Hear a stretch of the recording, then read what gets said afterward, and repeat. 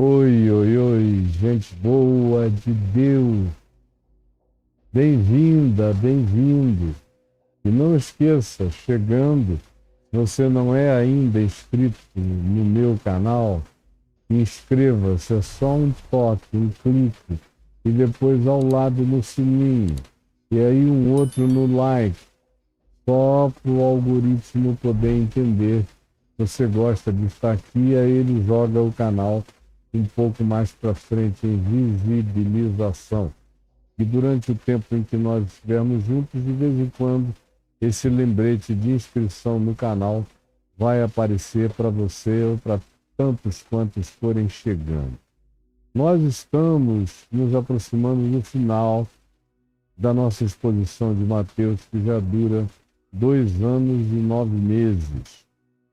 Fazendo no início todos os dias, depois 3 vezes na semana e agora de novo fazendo todos os dias, porque eu quero chegar ao capítulo 28 e entregar essa exposição de Mateus com inserções de Marcos e de Lucas para você ter essa herança do Evangelho explicado com simplicidade, com pureza, com existencialidade, com a capacidade de fazê-lo viajar por dentro de mim conforme o dia, a história, o tempo, a hora, e se manifestar como realidade que se aplique ao seu cotidiano no dia de hoje, é o que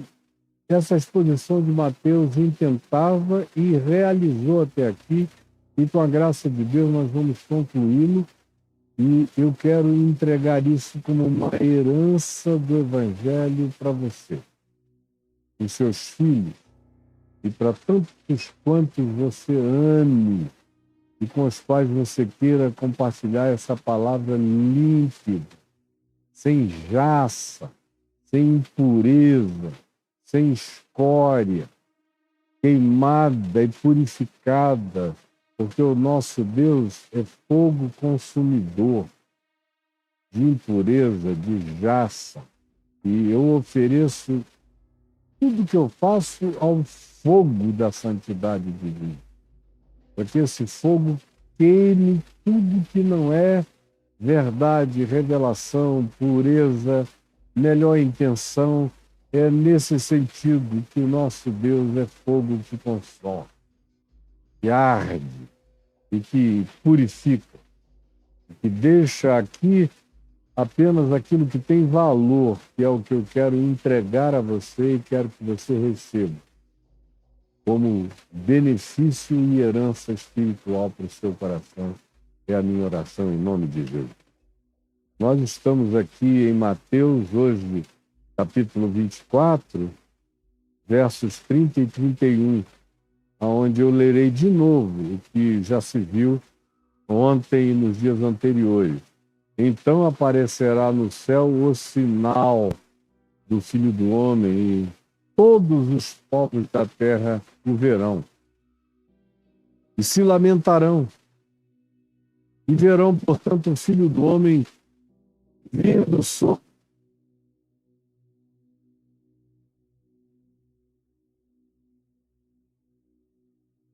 muita manifestação invisível de uma glória que olhos nunca viram, que a imaginação nunca concebeu, que nenhuma inteligência artificial jamais criou nem criará. E a humanidade entrará em estado de estupefação, chocada. E muitos se lamentarão, a grande maioria dizendo: a gente teve essa chance todo dia. A gente podia ter aprendido a viver. E vai começar com cristãos chorando e se lamentando. Porque os cristãos foram os que tiveram mais acesso aos evangelhos, às narrativas, às interpretações apostólicas, ao testemunho de gente que bancou o que dizia até a morte. Morte de cruz, morte de apedrejamento, morte por decapitação, morte por exílio e abandono na solidão, da inalcançabilidade. Gente que não julgou preciosa a sua vida em nenhum momento antes, teve como prêmio da existência o privilégio de serem testemunhas de Deus encarnado, do Verbo encarnado em Cristo, Jesus, da sua cruz, onde levou sobre si os pecados de nós todos, da sua ressurreição, de onde ele saiu rasgando todas as estruturas da morte para garantir a minha justificação, a sua e de todos quantos pratiquem a fé que opera pelo amor no mundo inteiro. Então, como eu disse, os cristãos serão os primeiros a caírem nessa grande lamentação, porque tiveram a chance, mais do que qualquer outro grupo, e fecharam o coração. Preferiram o sagrado ao santo. Preferiram a religião à espiritualidade. Preferiram os códigos e protocolos ao mandamento do amor e da obediência simples. Preferiram as tradições dos homens e as fabricações das conveniências de acordo com os moralismos históricos. E abandonaram a ética do amor, da compaixão, da misericórdia, do acolhimento, da solidariedade, do perdão, da verdade, da justiça, da fidelidade e do domínio próprio. Os cristãos, portanto, serão os que mais lamentarão nessa hora em que o Filho do Homem se manifestar.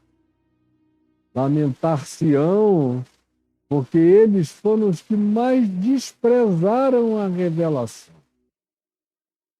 Um grupo que vem ali no imediato é o dos judeus, especialmente os que se tornaram, até o dia de hoje, cheios de ódio,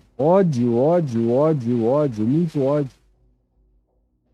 por Jesus, contra Jesus. Tantas vezes quantas Jesus aparecesse e voltasse, eles o matariam.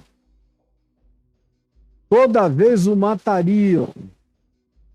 Por algum modus operandi de morte o matariam, fosse na cruz, ou apedrejamento, ou detalhado, ou pendurado de cabeça para baixo, mataria.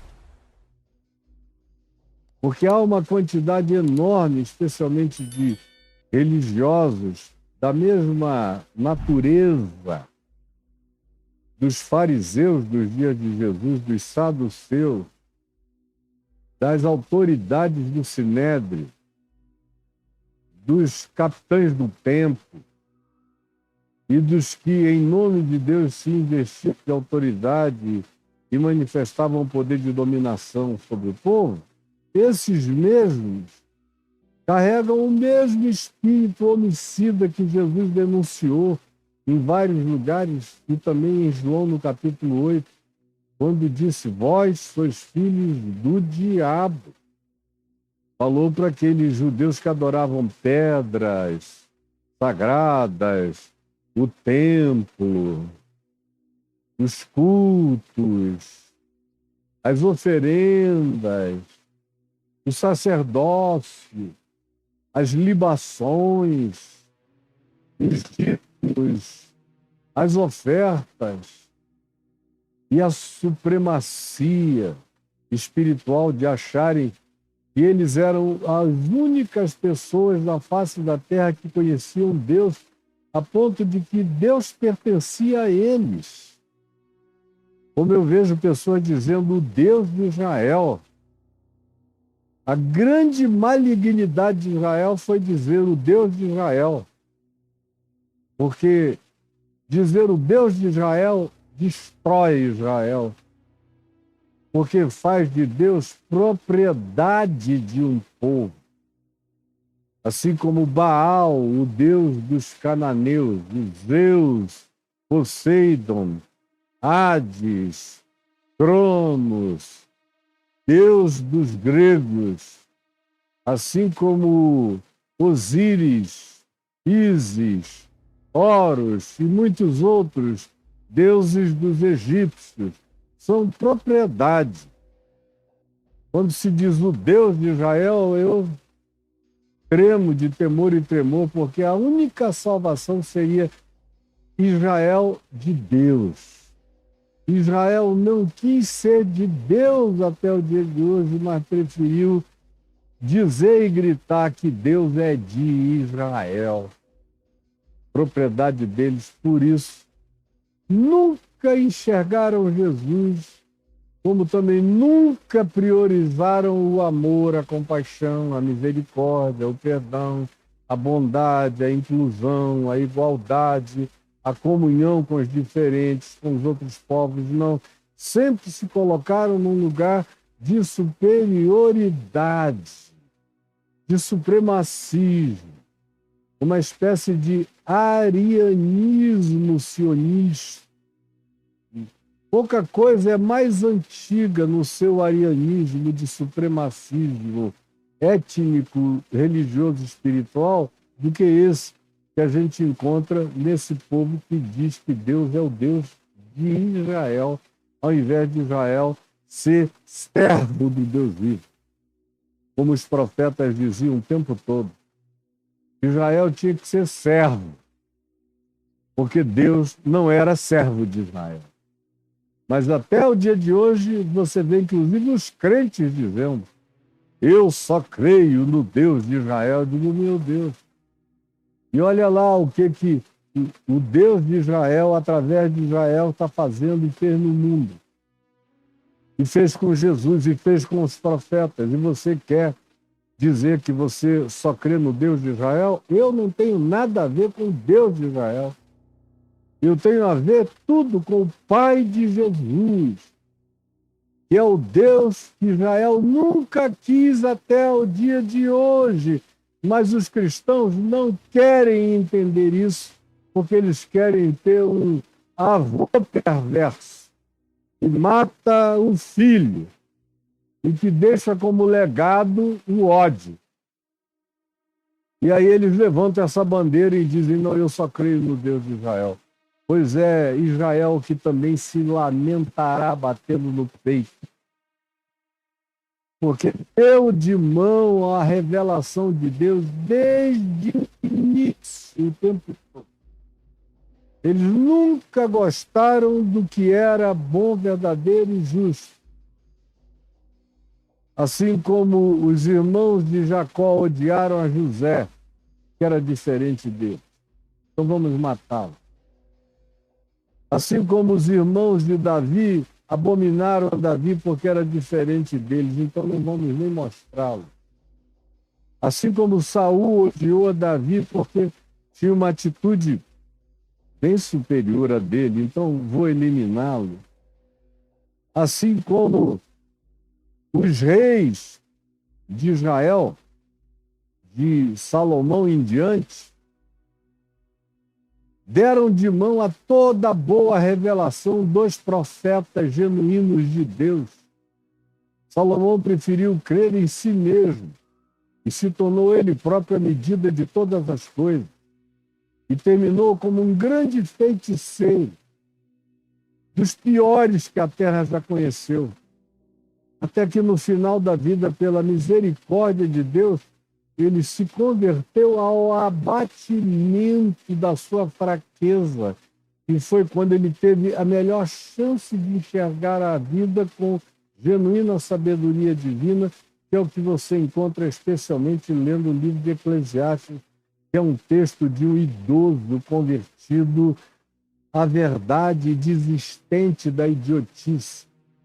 Depois dele é uma sucessão de reis ruins. Apareciam profetas de Deus, eles matavam. Obrigaram entre si, se odiavam como irmãos, se separaram, fizeram guerra uns contra os outros. E vocês admiram esse povo. E querem parecer com esse povo, ficam horrorosos como vocês estão. Trágica é a situação de todos que querem imitar Israel, porque se tornam piores do que eles próprios. Aí vem João Batista, e eles acolheram? Não. Quando quiseram matá-lo, levantaram a voz? Não. Aí vem Jesus, e o que eles fazem? Conspiram por todos os meios e modos, em todos os seus grupos denominacionais, até conseguirem levá-lo à morte. E quando ele vence a morte e ressuscita de entre os mortos, eles espalham umas fake news, dizendo, não, o corpo foi roubado, é mentira, são todos os enganadores, e essa é a história que até o dia de hoje eles contam. E o que dá testemunho contra eles é o fato de que eles continuam a ser mentirosos, enganadores, perversos, não se convertem à verdade. Você pode esfregar a revelação na cara deles, que eles fecharão os olhos e te odiarão, e se puderem, te apedrejarão. Esses também, quando o Senhor voltar, se lamentarão. E todos quantos na terra tiveram mais luz e puderam enxergar e ver, mas escolheram não a verdade que opera pelo amor, mas a mentira, o ludíbrio, o engano, a miragem, a dissimulação, o ódio, a raiva, o egocentrismo, as manifestações de controle, de dominação, de acumulação de poder, de riqueza, de fama, de autoridade para controlar, esmagar, manipular os outros. Esses também olharão para cima e vão dizer, meu Deus, e essa bola que cava na nossa frente todo dia, de geração em era a única possibilidade, era a única filosofia, era o único estilo de vida, era o único modo de ser que é salvado a natureza, salvado a humanidade, salvado a sociedade, trazido equilíbrio aos humanos, de modo que o planeta nos fosse suficiente para a nossa subsistência e sobrevivência, mas nós não quisemos. Nós quisemos marxismos, quisemos capitalismos, quisemos liberalismos, quisemos monarquismos, quisemos capitalismos de todas as naturezas, quisemos totalitarismos, quisemos anarquismos, quisemos tudo o que conseguimos inventar. Agora, o óbvio que nos garantia a possibilidade de que vivemos daquele jeito, nos respeitando, nos amando, nos ajudando, nos sarando, nos tratando, nos socorrendo, nos cobrindo, nos alimentando, sendo irmãos uns dos outros. Seria a única chance que teríamos de que essa humanidade tivesse dado certo. Mas nós matamos todo mundo que propunha isso, nós antagonizamos contra todos aqueles que queriam viver esse projeto, nós chamamos de idiotas, de tolos, de bobos, de fracassados, de frágeis, de pobres, de miseráveis, todos que nos instavam para que vivêssemos essa vida que podia ter salvado o planeta e nós não quisemos. Então, lamentar-se-ão, porque verão o Filho do Homem vindo sobre as nuvens do céu com poder ilimitado. E ele enviará os seus anjos com grande clangor de trombeta, os quais reunirão os seus escolhidos conforme explicações que eu tenho feito durante todos esses dias, desmantelando alguns desses tacões sobre o eleicionismo predestinista fatalista do pessoal que só enxergava a história como uma linha do tempo e um Deus preso à linha do tempo, para quem também o passado era passado, o presente era presente e o futuro seria futuro, conforme eu já expliquei. Pois bem, ao chegarmos aqui, deve ter muita gente perguntando: escuta, Caio, e esse negócio de milênio existe? Acontece quando? Porque você vem expondo o que acontecerá e já acontece e sempre aconteceu e só aumenta em intensidade nessa linha do tempo de espiral crescente, até as coisas chegarem à sua completude, à sua densidade máxima, e o Senhor Jesus voltar, mas em momento algum você falou do tal do milênio. Quando Jesus voltar, acabou tudo? Aparentemente não. Aparentemente não. Haverá ainda outros fenômenos civilizatórios. A gente depreende isso da leitura da sequência dos evangelhos, cartas, especialmente Paulo, da carta de Pedro, e sobretudo o Apocalipse. Quando você o lê, você encontra. E você encontra sinais de um tempo novo, de uma nova era, mas que ainda não chega em plenitude absoluta, ainda se manifesta em termos de relatividade, no livro de Isaías, também no capítulo 65, quando se lê do verso 17 em diante. Isaías 65, de 17 em diante. Quando se lê, pois, eis que crio novos céus e só há um Pedro, haverá um novo céu e nova terra, nos quais habitarão a justiça. E aqui nesse novo céu e nova terra, descrito pelo profeta Isaías, não existe ainda uma absolutização de toda a perspectiva eterna, da chegada e da absolutização da glória eterna. Há uma glória presente, mas em estado de relatividade, mas uma melhoria salvadora que assambarcará, que cobrirá toda a existência planetária e toda a civilização, toda a civilização. E diz, não haverá, jamais haverá memória delas. Uma humanidade esquecendo, tirando da mente todo o horror, desaprendendo a prática do mal e ensinando novos modos, novos olhares para as novas gerações.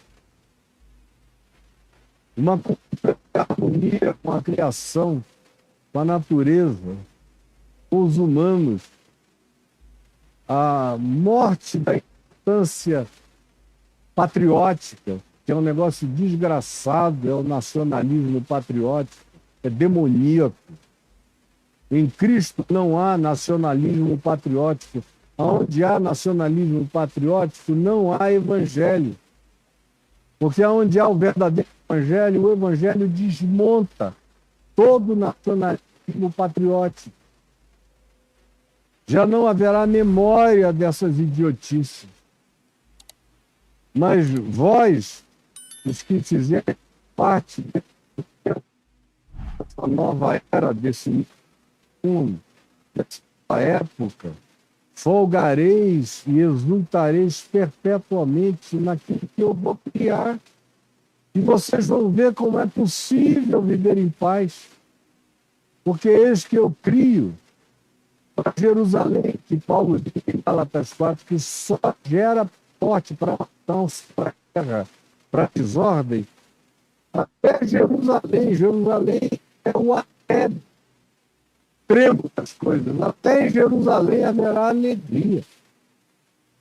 E para aqueles que moram lá, que só experimentaram guerra depois de guerra, guerra depois de guerra, a vida em Jerusalém tem sido uma miséria. Desde que Davi a tomou dos gentios, ela se tornou uma cidade que tem o nome de Cidade da Paz, mas é a cidade da guerra, do sangue, da morte, onde todas as pessoas mais interessantes que Deus enviou para esse planeta foram mortas lá. É chocante isso, é Jesus quem diz. E o texto prossegue dizendo: e exultarei por causa dela e folgarei com aqueles que nela sejam o meu povo. E nunca mais se ouvirá de choro, nem de morte, nem de amor, nem de agonia, porque foi só isso que aconteceu de Deus. Até chegar esse dia. Pensa para viver poucos dias, como hoje a gente vê em Gaza. E a história de Jerusalém também é uma história de morticínio, de mortandade de crianças. São milhares de anos de morte de crianças.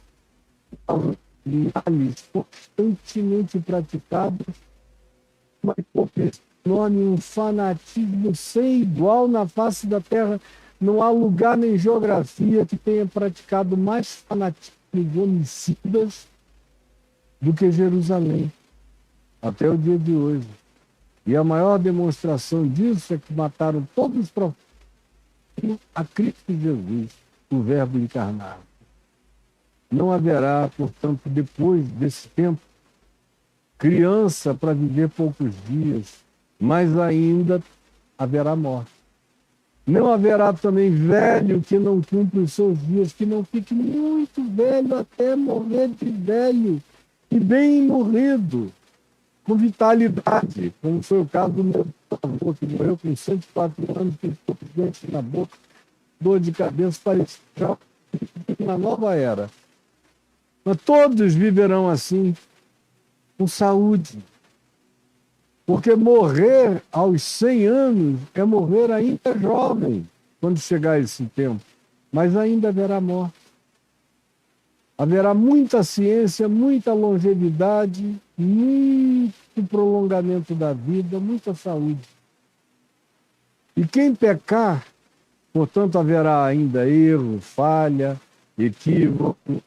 Quem pecar, só aos 100 anos será amaldiçoado ou julgado, que é uma hipérbole, para dizer que essa coisa de causa e efeito e kármica será eliminada dessa perspectiva.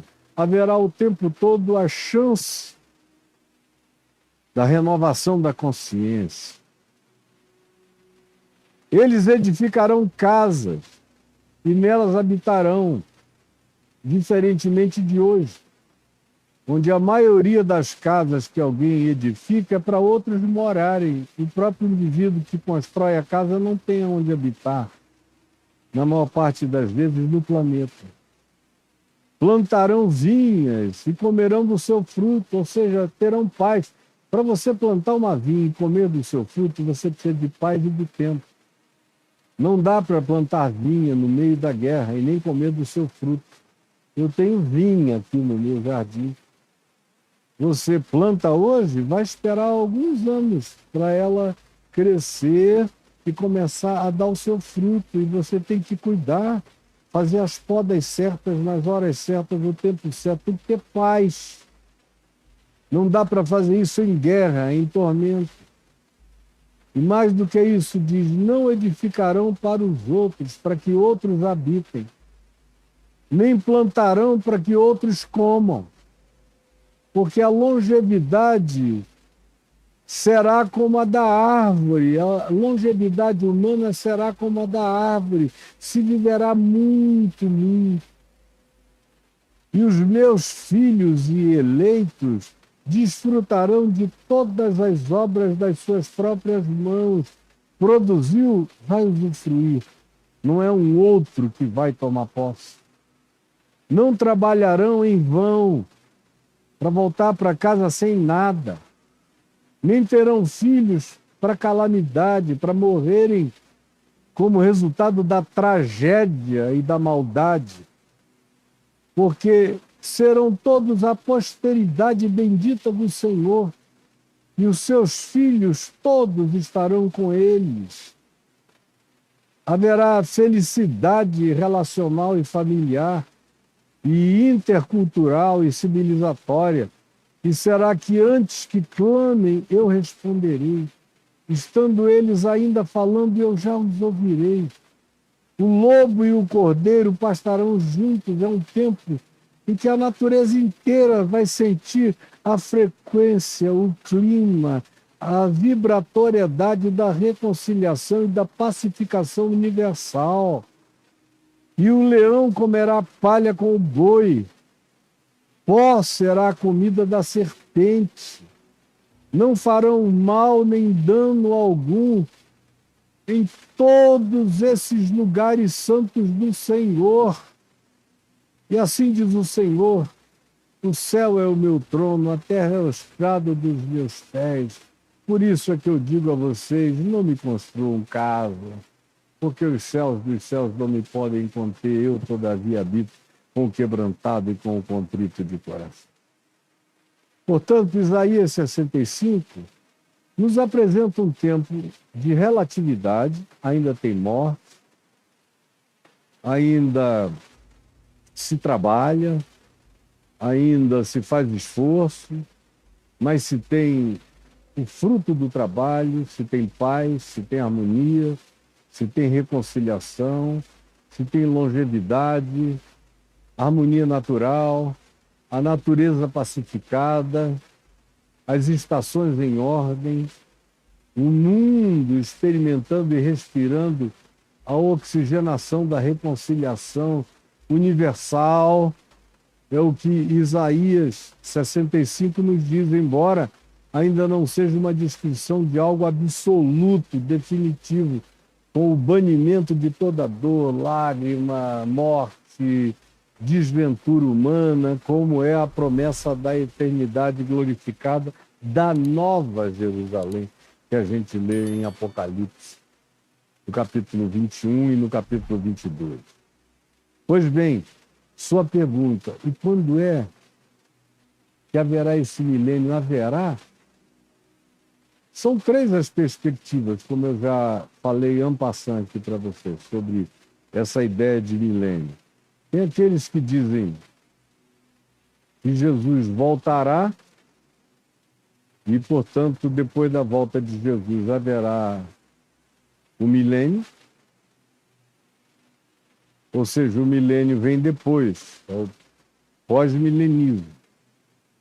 Tem uma segunda categoria que diz que Jesus volta no meio da tribulação para salvar os seus e depois as coisas continuam. Primeiro ele arrebata os seus, tira os seus de dentro da tribulação e o pau continua cantando até a volta dele. Então, essa é o mid-tribulacionismo, com essa retirada no meio. Como tem também a perspectiva de que Jesus volta depois dessa tribulação. Tem quem acha que Jesus vem antes, tem quem acha que Jesus vem no meio, tem quem julgue que Jesus vem depois de tudo. Tem aqueles que acham que a vinda de Jesus deflagra um processo milenar de paz. Tem outros que acham que esse milênio de paz foi e seria a igreja que faria acontecer, e tem gente até o dia de hoje que defende o fato de que o mundo só não virou um inferno porque a igreja não deixou. Olha a cabeça desse pessoal como é que é. E que já houve 1000 anos de inferno controlado só porque a igreja não deixou ficar pior. E aí você encontra toda sorte de perspectivas e tem gente que carrega uma minuciosidade tão grande que escrevem, como eu já denunciei várias vezes aqui, aquele cronogramazinho onde se sabe exatamente quando cada coisa acontece. Eu não sei. Eu não sei quando nenhuma dessas coisas acontece. Lendo a Bíblia, tendo Jesus como minha chave hermenêutica, eu não tenho coragem honesta e sincera de dizer para você quando é que cada coisa acontece numa sequência, numa cronologia, porque Jesus, que é a minha perspectiva, não diz, e quando perguntado ele disse, não vos compete saber. Não apenas tempos e épocas, mas também não vos compete conhecer aquele dia, aquela hora. Ninguém sabe, nem os anjos, nem o Filho, tão somente o Pai. Não se sabe. Você que está comprando esses livros e fazendo esses cursos, está sendo enganado. Porque, honestamente, se você perguntasse a Pedro, ele iria dizer, eu não sei. Se perguntasse a Paulo, ele iria dizer, eu não sei, eu espero que seja logo, mas não sei. Se você perguntasse a qualquer um dos apóstolos de Jesus, eles diriam a mesma coisa. Se você perguntasse a quem quer que tenha andado profunda e intimamente com Deus, antes de haver cristianismo, eles diriam, eu espero que venha logo. Na minha geração, eu queria ter esse privilégio agora. Dizer para você quando será, eu não sei. Como todos os que genuinamente andaram com Deus e viveram olhando para Jesus e para o Evangelho, acima de tudo, para além de tudo, e não tendo a coragem de acrescentar coisa alguma ao que Jesus não declarou, esses todos dizem, eu também não sei. E eu quero repetir de novo a você, eu não sei. Eu não sei.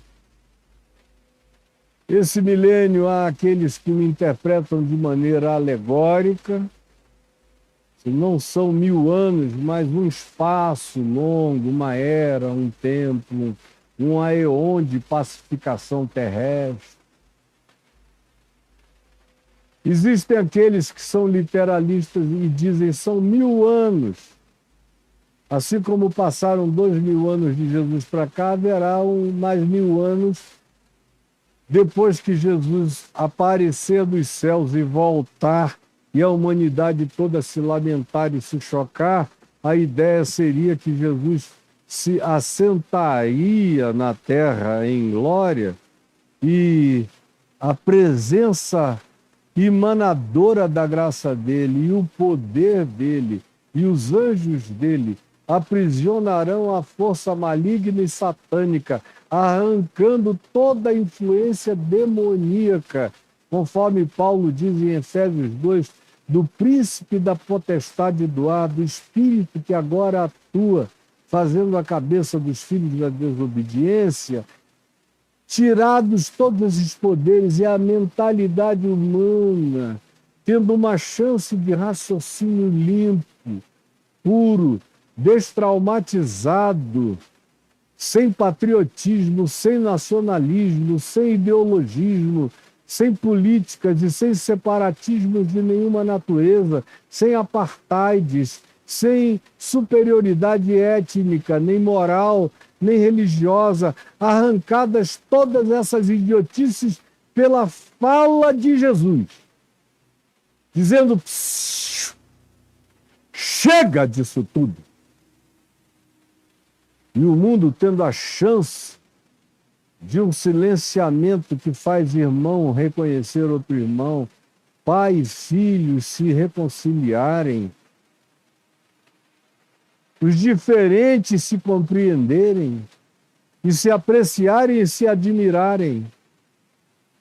Então, sendo isso um tempo literal ou sendo isso apenas uma definição alegórica de um espaçamento, de um tempo ou de uma hora, seja como você queira que seja ou imagine que seja, uma coisa é certa. Conquanto aqui no Evangelho, lendo em Mateus, Marcos e Lucas, e também em João, eu não encontro absolutamente nada sobre esses 1000 anos, eu encontro apenas uma alusão, como eu li em Isaías 65. E encontro depois no Apocalipse essa afirmação peremptória dos 1000 anos.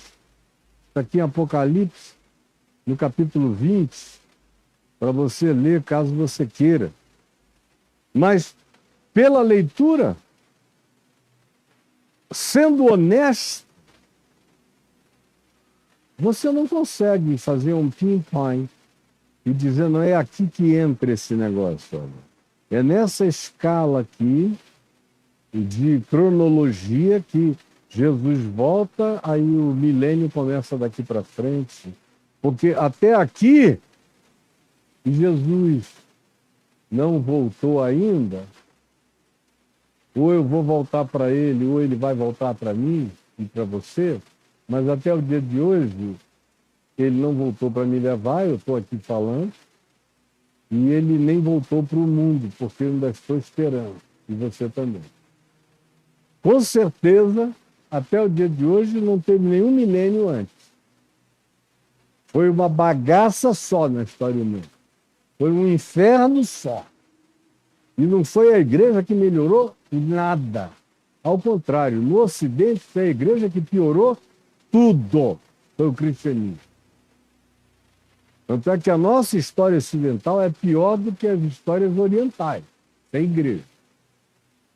Aonde quer que você tenha enfiado o cristianismo, a história ficou pior e a arrogância humana maior.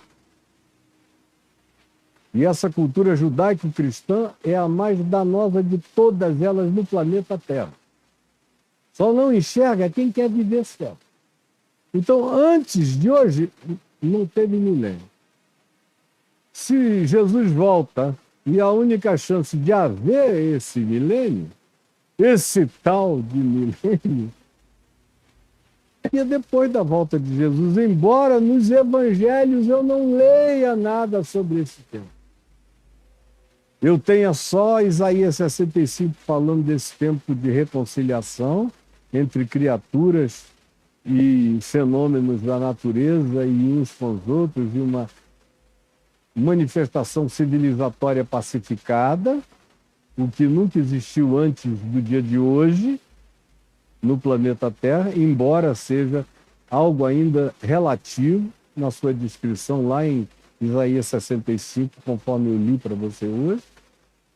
Ou então será depois que Jesus voltar, caso esse milênio vá se cumprir conforme o Apocalipse nos define. E aí você lê no livro do Apocalipse o que está escrito no verso 1 do capítulo 20. Então, vi descer do céu um anjo. Tinha na mão a chave do abismo e uma grande corrente. Ele segurou o dragão, que é a antiga serpente lá do Gênesis, e, portanto, é uma linguagem alegórica, simbólica, arquetípica, a que se está usando aqui, dragão, antiga serpente, que é o diabo, que é essa personalidade que tem inúmeras outras personalidades da mesma natureza presentes como criaturas de outra dimensão que carregam um espírito de antagonismo total em relação à felicidade humana e à bem-aventurança planetária. É o diabo, é o que chega para dividir, para rasgar, para separar, para instalar o abismo, que é o diabo, vírgula, Satanás, que é outro apelido da mesma entidade e das suas derivações, e ele é preso por 1000 anos por esse anjo que carregava essa chave do abismo e essa corrente, que também é tudo simbólico. Ninguém espere ter um anjo chegando com uma chave cósmica, com uma corrente. Isso é coisa de cartunista pentecostal, brega pra caramba. Isso é só uma ilustração. Ele segurou o dragão, a serpente e tal, preso 1000 anos. Começa aqui a primeira alusão a 1000 anos. Lançou no abismo, nessa dimensão de aprisionamento, de onde ele não pode sair. Não é um lugar espaço-temporal, é um lugar dimensional de aprisionamento. Fechou e pôs selo sobre ele. Não sai, está lacrado. Agora não é soldado romano lacrando a porta da tumba de Jesus. É Jesus lacrando o abismo onde Satanás está preso,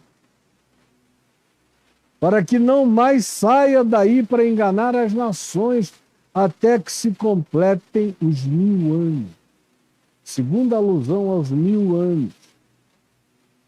Pode ser, como tudo mais aqui é simbólico, arquetípico, metafórico, os 1000 anos também, na mesma esteira, podem sê-lo. Tem muito mais chance de que o seja do que de que não seja. Porque assim como a chave não é literal, a corrente não é literal, o dragão não é literal, a serpente não é literal, o diabo, diabolos, é uma entidade, mas a figuração de natureza arquetípica e cultural, civilizatória, e todos os empréstimos faciais que já fizeram a essa figura, é tudo simbólico, ninguém tem esse retrato falado para apresentar, não existe essa descrição, é tudo construção do imaginário. E esse abismo também não é um buraco ali no deserto, é uma dimensão. E está fechado por essa chave, é uma outra linguagem também dimensional e simbólica, para que não saia a enganar a mente das nações. Depois disso, é necessário, a palavra é necessário, que ele seja solto. Quando a humanidade tem a chance de viver um aeon, um período, uma era sem diabo. É a primeira era sem diabo que o Homo sapiens sapiens vive no planeta. Se o que está dito aqui no Apocalipse, mesmo que eu não encontre alusão a 1000 anos nos evangelhos, nem a intervalo nenhum dessa natureza, mas considerando que isso aqui, todavia, não entra em choque contra nenhuma revelação dos evangelhos ou do Novo Testamento, portanto, não havendo choque, não existe conflito, e havendo, inclusive, o elemento de Isaías 65 como corroboração ou convalidação, é também em razão disso que se pode ler esse texto do jeito que eu estou tentando ler para você. É até onde eu posso ir, consigo ir, me sinto autorizado a ir, e a não passar daí, porque passar daí já é insinuação, especulação e construção imaginária, só isso. Aí ele prossegue dizendo, é necessário que ele seja solto por um curto período de tempo, mas é preciso que os seres humanos tenham a sua primeira experiência de existirem civilizatoriamente sem a presença de diabos, de Satanás, de demônios, de indutores invisíveis da maldade e do ódio, tentando provocar e arrancar o pior da condição e do coração humano. Então se diz, vi também tronos. Outra vez, é tudo simbólico. São lugares de poder, os centros de convergência de poder que o Novo Testamento chama de tronos.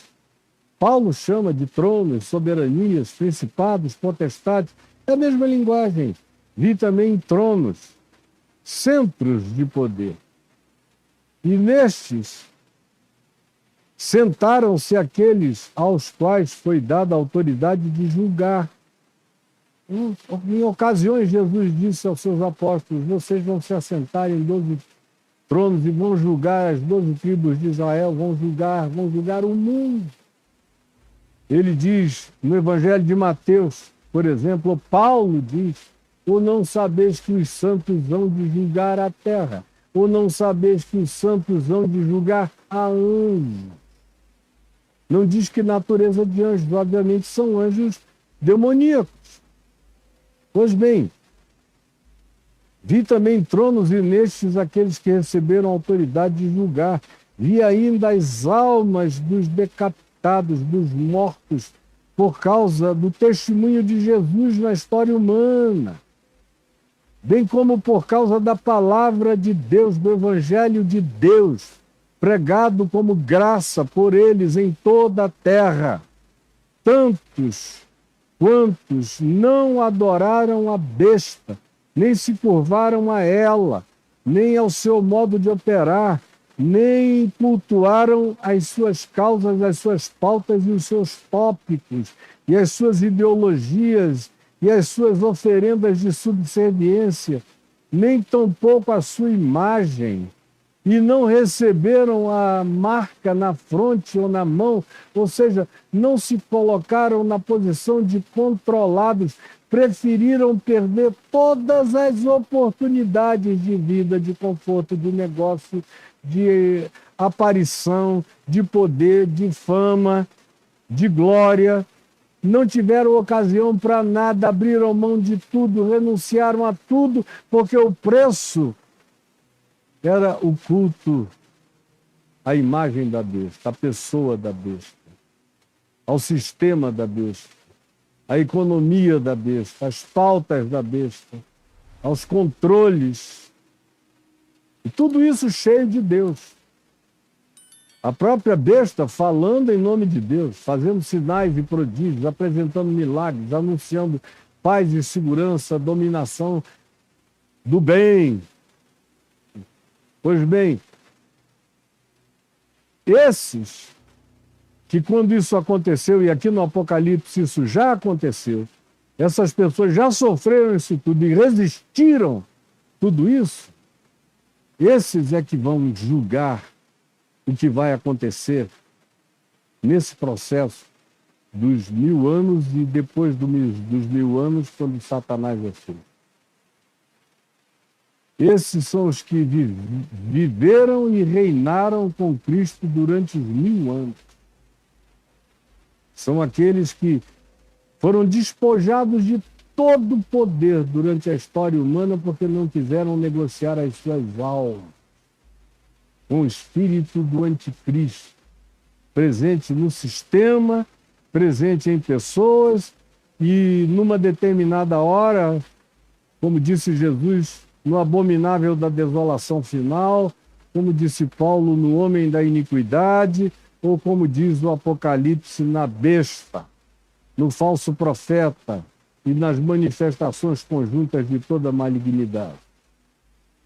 Os gestantes, diz o verso 5 de Apocalipse 20, os gestantes dos mortos não reviveram até que se completassem os 1000 anos. Esse período é um período onde há mortos que não ressuscitaram. Até que se completassem os 1000 anos. Esta é a primeira ressurreição, a daqueles que são ressuscitados com Cristo na sua vinda. Aí, se é assim, os 1000 anos vêm depois dessa vinda de Cristo. Bem-aventurado e santo é aquele que tem parte na primeira ressurreição. São esses que vão reinar esse aeon, terreno de pacificação na terra entre os humanos e a criação e a natureza. Sobre esses, a segunda morte não tem autoridade, ao contrário, serão sacerdotes de Deus e de Cristo e reinarão outra vez, diz, com ele os 1000 anos sobre a terra. Quando, porém, se completarem os 1000 anos, ou esse aeon, ou essa era, ou esse período, Satanás será solto da sua prisão dimensional e sairá a seduzir a todas as nações que há na terra, que são caracterizadas no Apocalipse pela designação de Gog e Magog, conforme você encontra também em Ezequiel, no capítulo 39, e você encontra no Apocalipse do mesmo modo.